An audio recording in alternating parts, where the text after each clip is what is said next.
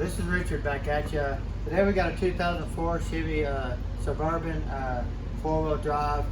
The foot has never been changed on this thing. It's probably as black as my coffee this morning.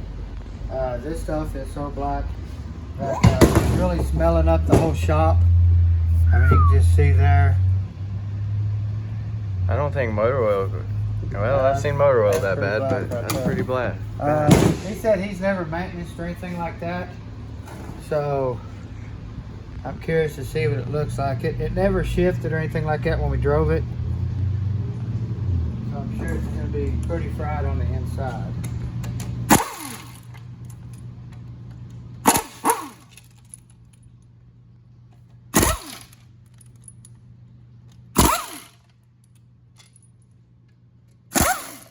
You're going to make sure you get these bolts out on the first hit, because if you ever strip one of these out, you'll regret it.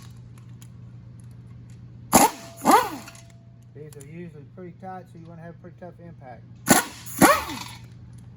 Because if you ever strip this Torx out right here, it is really hard to get a chisel in here to knock this bolt loose. But they do strip out still. They do. So you gotta be really careful.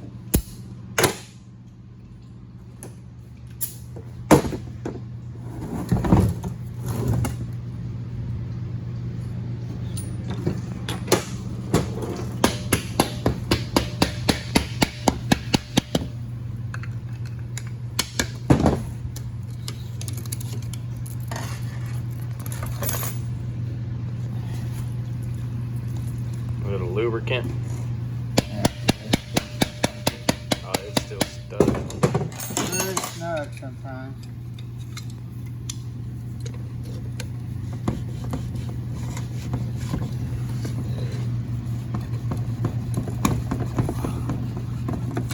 Oops. God. Man, cameraman down. Cameraman down. I knocked him out. We're alive. We're still here. Hey, that's a good one. Wow. Yeah, you can. I mean, this thing, you can tell, was definitely never out of the vehicle. Yeah, it's been in a lot of cleachy dirt. Yeah.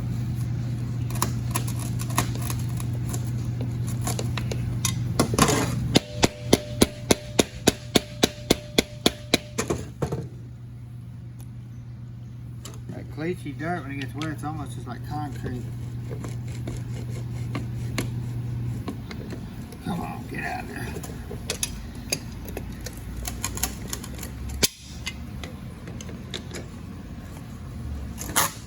Come on, baby. Yeah.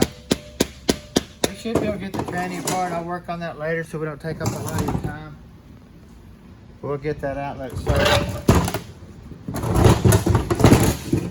Gosh, that fluid. Phew. Boy, this ain't got an odor. I'm telling you, it does.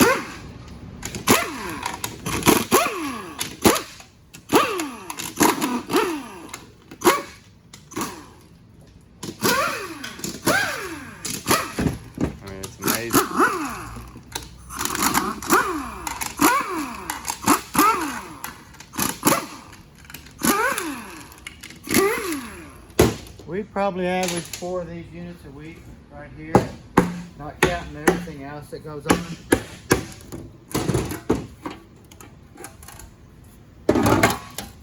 Ta-da. That's what our smell is right there. This thing is toasted. I'm sure it's going to take a lot to fix it. Let's get it apart. Well, this thing probably quit working a long time ago, and they just kept driving. That's the way a lot of people do now, because they just can't afford to get them fixed. So we see them come in the shop pretty tore up.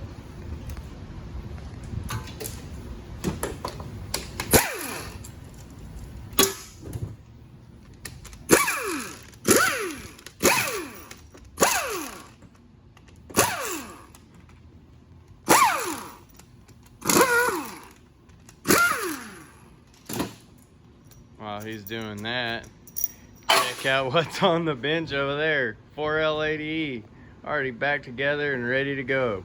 I got some work to do on our 6.0. Got to do our rear cover and rear mainsail, and I'll be slapping that bad boy back in, so y'all stay tuned for that one.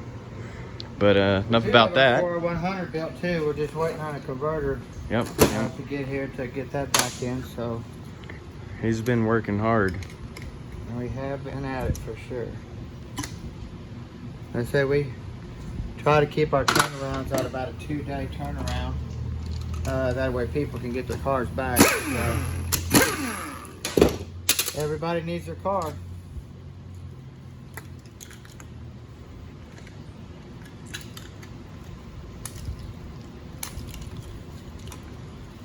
Now this is a later unit here. It's got the late style pressure control solenoid right here.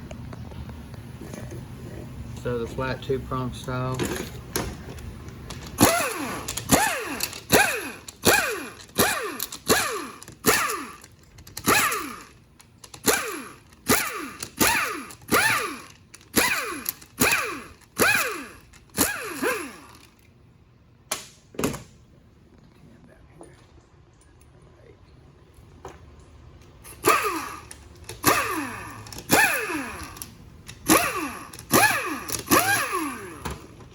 We do a lot of different units come through the shop. From Ford, Chrysler, I mean, you name it, we do it. We don't work on anything 4 region. Yeah, no imports or anything like that. So, I mean, this thing's just really nasty. Yep.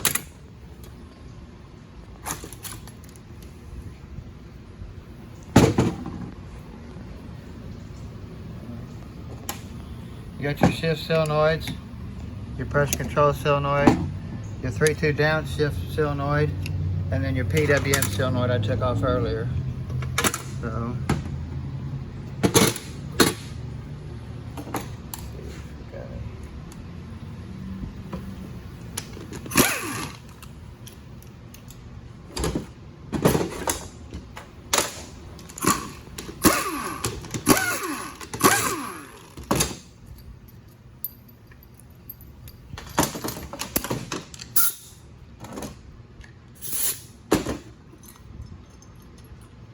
now, I had a customer ask me, why does his accumulator only have 1 spring in it, this little short one right here? And it's just something GM did. And I don't know why I understand it. I changed this up completely. When I put this back together, I put a new aluminum piston. It's got a longer shank on it. That way it limits the stroke on the piston and stuff like that. And then we'll shim the piston all the way to the top so it doesn't have much travel going down. Still use this spring. We'll get rid of this one. We'll put a plate in here that builds this up to where the spring is all the way to the top, and then that way this piston is all the way to the top like this. So works really nice that way. Makes your second gear shift a lot shorter, not firm.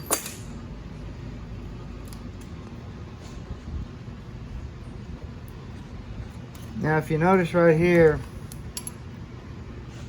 I was going to try to put these check box back, but they've moved around a little bit on me here.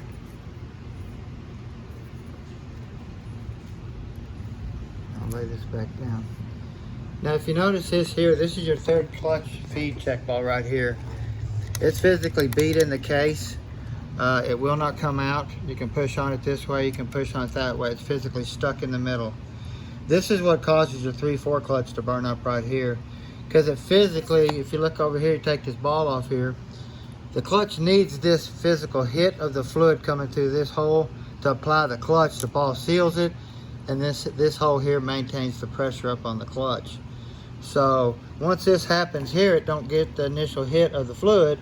It tries to apply the clutch through this tiny hole here, and then it just can't do it. It can pressure up through this hole, but it cannot apply through this hole. It needs a bigger hole to do it. So. Probably gonna see a failure in that perspective, I'm sure. Oh yeah, you'll lose the 3/4 clutch every time once it gets into that area.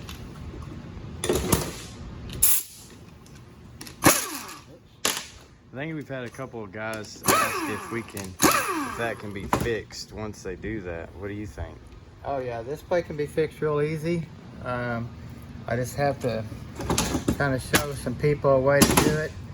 Actually, you don't even need to spend any money to do it. I can show you a little trick that fixes them and works really good. We're going to try to make a video on how we trick these out.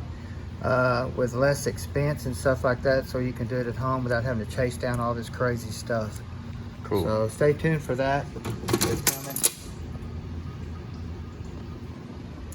Now you notice here your 3/4 accumulator right here, the spring's destroyed right here. Yep. Okay. Now this is the one we're going to stack up and use 2 pistons. We're going to block this off. That way we don't beat a check ball in the hole and destroy the case. It works really good that way. Firms up 4th gear quite a bit. You'll really like it.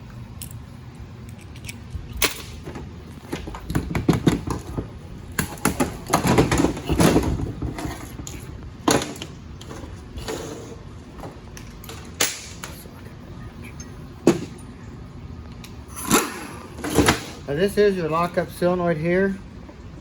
This is your wiring harness. You need to check here for any type of fluid seepage into this connector. If there's any type of fluid, replace it. Now you can cut these off here, and they have an aftermarket that we can splice in here to replace this solenoid. That way you don't have to replace the whole harness.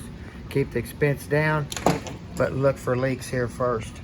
If it's got a leak here, just replace the whole unit. No leaks.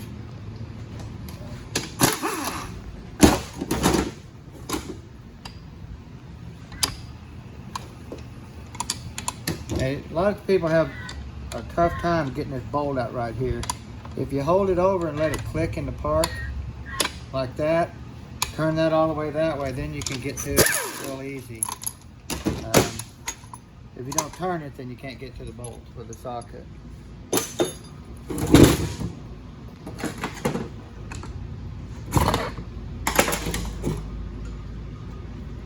Actually, is this one the filter? Yes, it is one. Keep that, because this is we're gonna one do a of them. video on filters because these filters are kind of getting hard to come by. This is a shallow looking filter, but it's actually a deep. And what they did is they just put these ledges on here to make it deep enough to set on top of the valve body. But we're gonna keep this filter because we are having troubles with getting one on doing a video here, like we was talking about earlier. But we're still going to do a video, so we'll keep that and put that in our video. Yep, I'm glad they tried that. Yeah, we tried to get the filters and get them shipped in, but my supplier couldn't even get them for us. So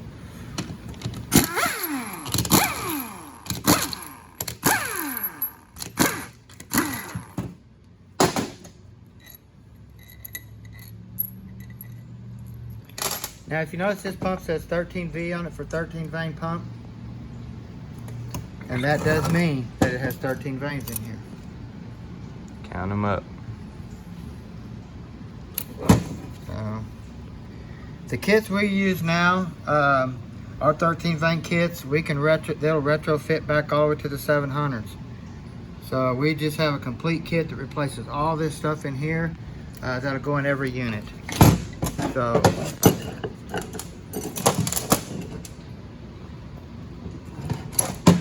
seal retainer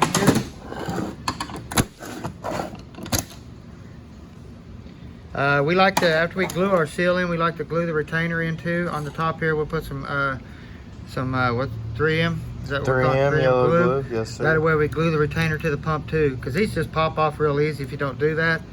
It's a good idea and not so good idea, but if you glue them on, it's a good idea. Write that down. You got your 2-stage spring here.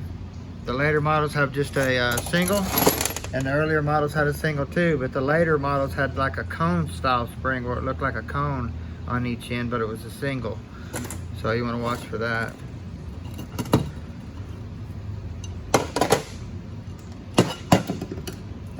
You want to pull this pin out right here, and this little spring's gonna fall out. There it is right there. That's real simple to lose, and it has to be in there. If it doesn't, the pin sets really low down through. It sets real low down in there. I can't get that in there, but it keeps it all the way to the top and lets it float. So you don't want to lose it. Now this bushing too, when you knock it in, it goes up against a ledge in here, so the bushing can't be blown out that direction. They added that in the later 4L60s and up to the 60Es. Smart upgrade. Yeah.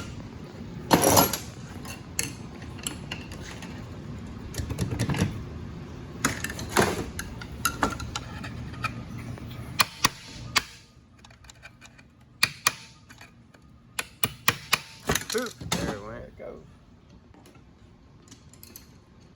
So if you can pop that band anchor out like that, you can grab this drum and just pull that out of there. Usually, we're going to find a lot of stuff wrong with this thing, so it's going to be kind of exciting to tear it down. So let's see what we got. Well, our reverse drum is no good. It's got a big bow in here. It's all ate up. So we'll have to put a drum in it right off the bat in this part of it. Yeah, you can see it bad. The pump, by the way, did look good. We can just overhaul it. This is your reverse clutch. Gone. The first stage of the clutch, there's two clutches that come on in reverse. So this wasted two. Now we want to look in here and see if we have a big hole or a small hole. We have a big hole. They do make a small hole drum too, so you want to verify that before you're changing parts. Let me see if I can get this dude out of here.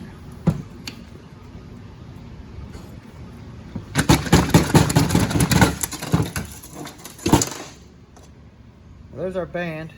This is our second and fourth gear band. It's just totally wasted all the way down to the rivets. We'll go back to the wide band. It looks like this guy's pretty rough on this thing probably. I believe it's probably been out to the river a few times in it, maybe even. So we get back in here in a little 3/4 clutch again.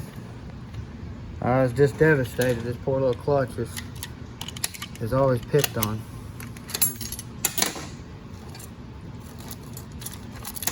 Now he did still have the load springs in there, which are wore out. They're plumb flat. They need to stick about an 1/8 of an inch or almost 1/4 of an inch out of here to be a good spring.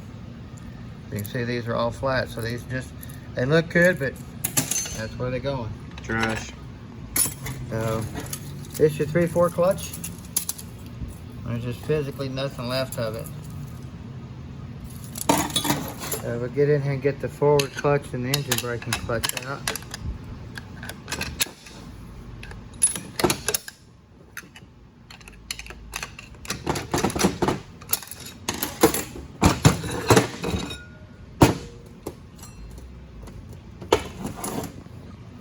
You want to come here and grab this shaft and make sure it doesn't move up and down in here, because we see a lot of wear sometimes in here.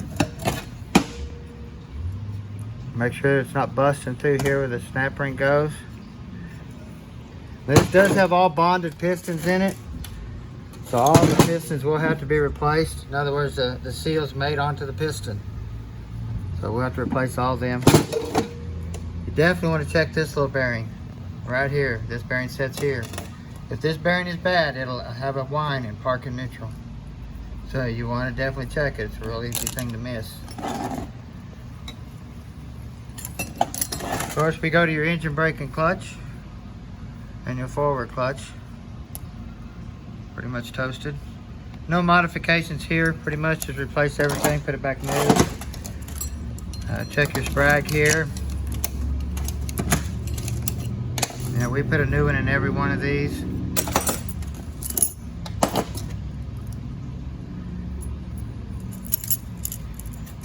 You may want to check for chatter marks around here where this sprag's been locking on.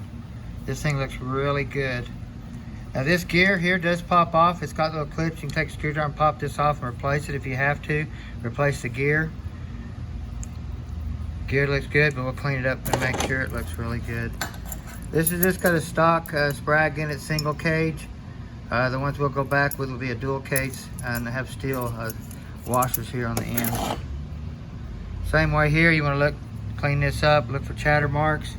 Take you some Scotch-Brite, clean it up really good, look for anything like that. Same way here, take some Scotch-Brite, clean it up, and look at it really good. Always replace these bushings in every unit that you do. Always replace your bushings.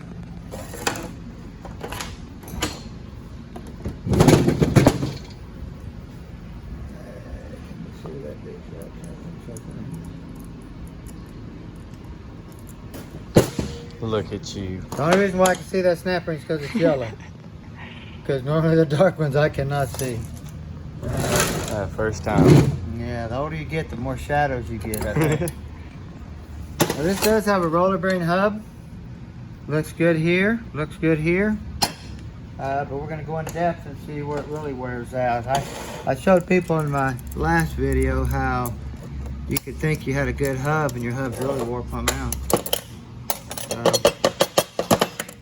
And see, this one's the same way. See, this is about stripped.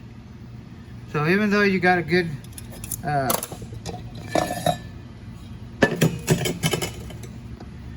this gear out here. So you have a bushing that's in this sun gear that runs on this right here. It's really bad about running a groove right here. They do have a wider bushing you can buy and put in here that does help some, but the narrow bushing does work fine. But if you have a groove here, if you don't have a groove here, you better look here because it'll be stripped here. So you think you got a good part, take it apart, and you ain't got a good part. So this is pretty much have to be replaced on every one we do. If it's got a washer style, we'll upgrade it anyway to a bearing style anyway. So it doesn't wear in here. This piece is a real hardened steel. This thing's just really soft, and that's why you see the wear. I think that shell's almost stripped. Yeah. Same way with the shell. It's kind of hard to tell if this thing's almost stripped too. We'll go back with a hardened shell. This is a real common problem too with these units. So, seeing a lot of common stuff here right now. Look at your sun gear on both sides of your teeth, because you do have a forward and a reverse motion in this thing. So.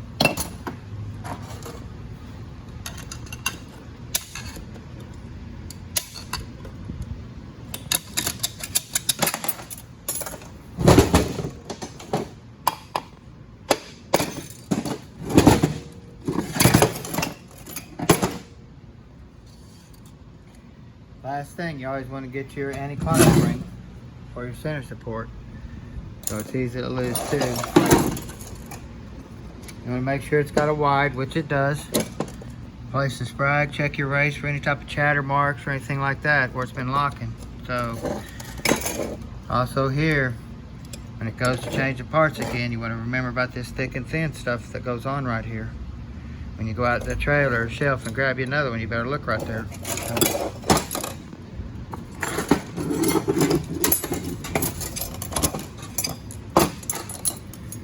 The old low reverse clutch is about gone too. This clutch comes on reverse along with the clutch in this drum right here. So looks like it's probably been at the river, who knows? Want to check your planets for any wobble on the gears. Man, this thing stinks. This thing has a smell, so I'm ready to get this video over. Woo.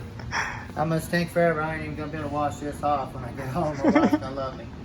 But we'll get this thing back together for him and get him back on the road. So if y'all need anything, give us a holler at Precision Transmissions. Y'all have a great day.